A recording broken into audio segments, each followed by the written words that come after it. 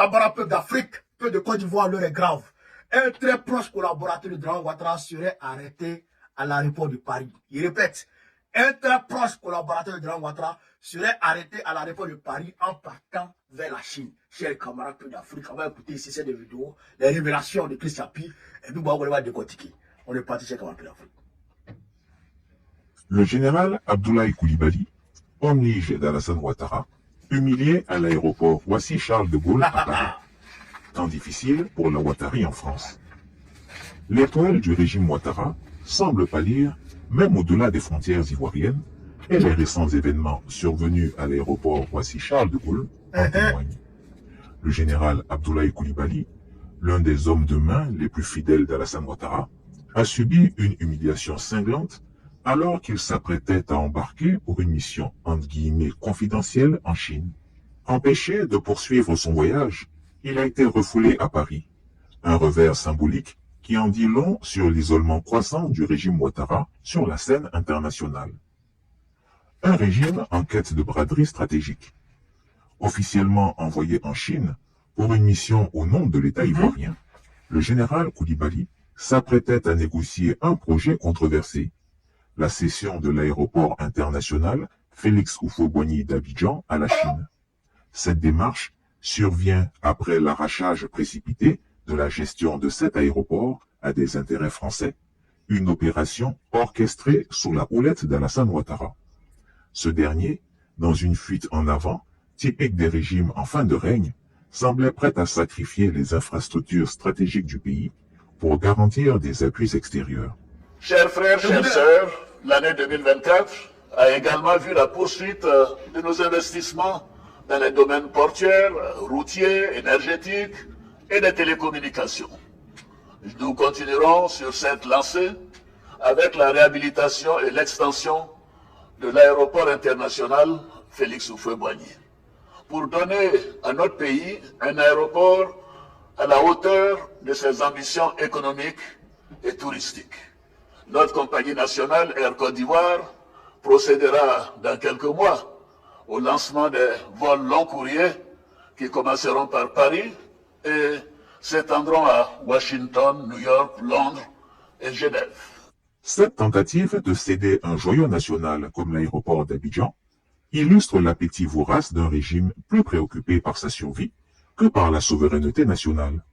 Après avoir outrageusement courtisé la France pendant plus d'une décennie, le vieux Grigou cherche désormais à détourner l'attention de son bilan désastreux en redirigeant ses alliances vers la Chine.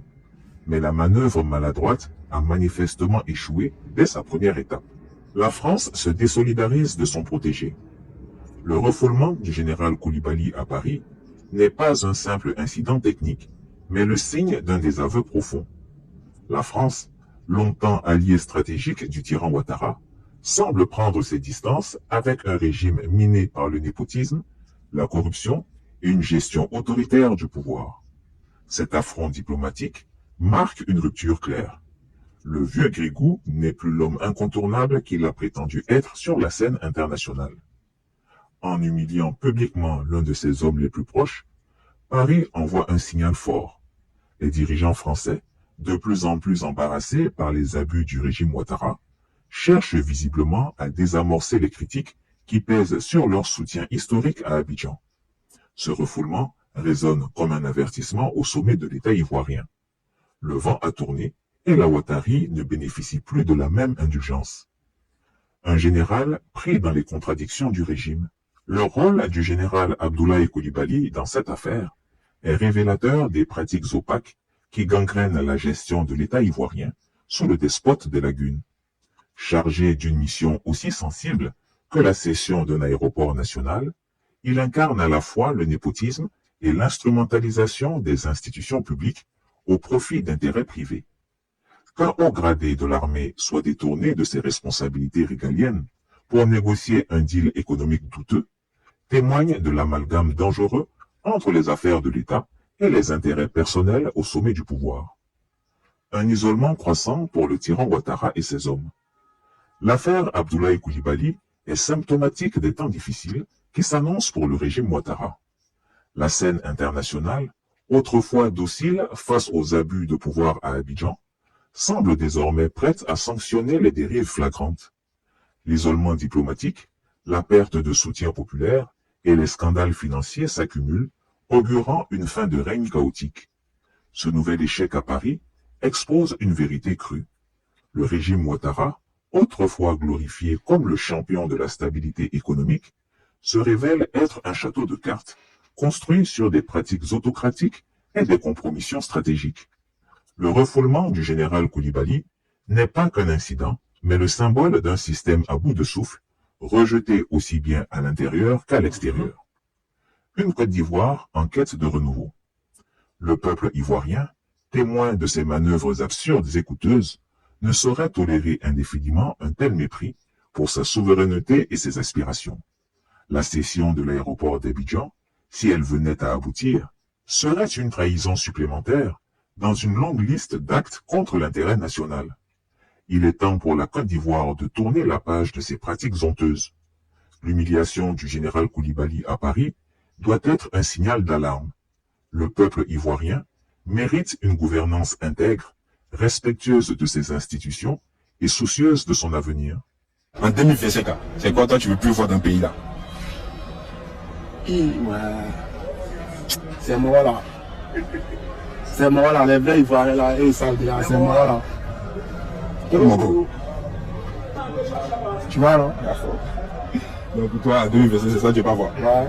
Camarades peu d'Afrique, vous venez d'écouter le général Abdoulaye Coulibaly, qui avait été envoyé par Draman Ouattara en Chine depuis Paris, parce qu'ils sont à Paris. Il fait partie de la délégation dramanistanaise à Paris. Donc, c'était pour aller en Chine, pour aller négocier le contrat de l'extension de l'aéroport Félix Houphouët-Boigny d'Abidjan.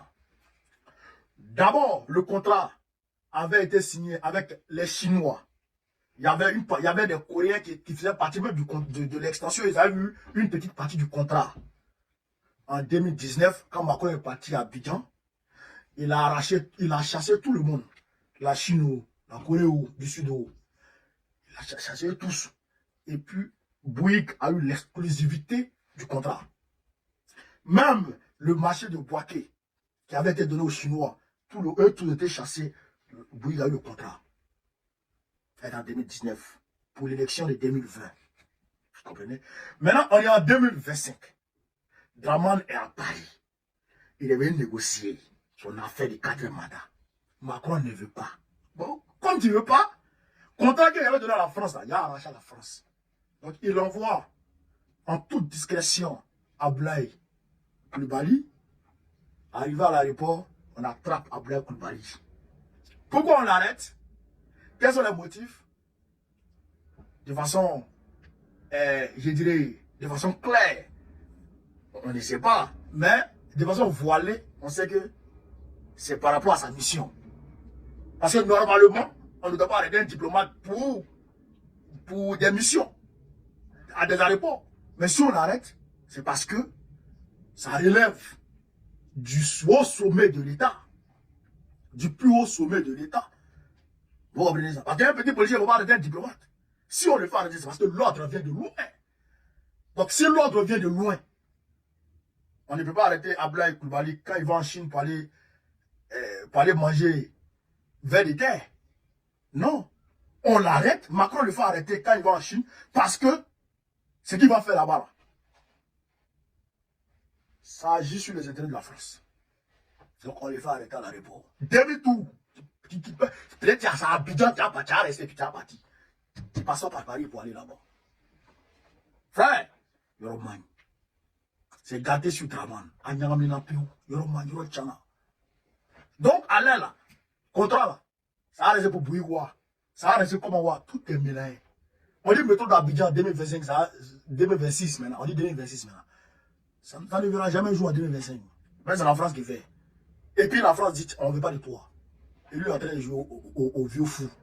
Ils vont te dire, pour finir là, ils vont te dire ici. Et on a vu pour vous. PQ, létal, paf, comme ça, vont te mettre ça ici de ton corps. Tu apprendras. Donc, c'est comme on appelle l'Afrique. Pour vous dire que on tient le bon bout. L'Europe, c'est vieux sur le vieux Waworo. Comment Banapéo. Ce que je voulais vous dire, c'est vive l'Afrique libre. Vive le panafricanisme. Vive tous les plans panafricains. Babo, puis on a notre prochain. Inch'Allah. On est ensemble, les gars.